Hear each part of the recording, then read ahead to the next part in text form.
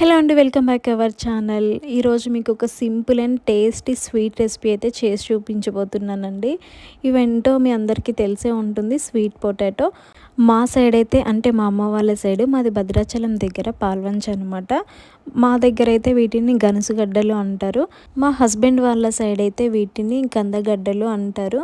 మా ఇద్దరిది తెలంగాణ అయినప్పటికీ కూడా ఒక్కో ప్లేస్లో ఒక్కోలాగా అయితే పిలుస్తున్నామండి. మరి ఈ స్వీట్ పొటాటోని మీ ప్లేస్లో మీరేమని పిలుస్తారో కామెంట్ చేయండి.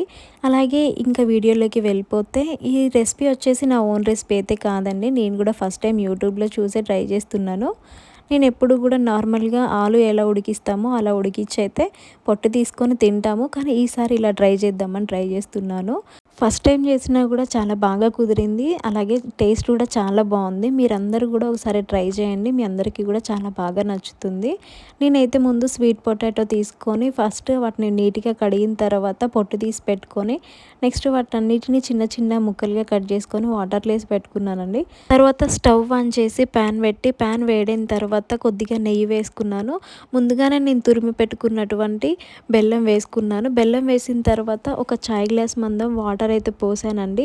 ఈ బెల్లం మొత్తం కరిగిపోయిన తర్వాత ఈ కట్ చేసి పెట్టుకున్నటువంటి ముక్కలు అయితే వేసుకున్నాను.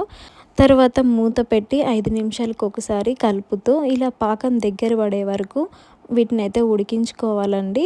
ఇలా దగ్గరికి అయిన తర్వాత స్టవ్ ఆఫ్ చేసుకొని ఇలా వేడి వేడి అయినా తినొచ్చు, లేదా చల్లగైన తర్వాత అయినా తినొచ్చు. నేనైతే వీటిని చూసి ఆగలేక వేడి వేడియే తింటున్నానండి. నాకైతే చాలా బాగా నచ్చింది. మీరు కూడా ఒకసారి తప్పకుండా ట్రై చేయండి.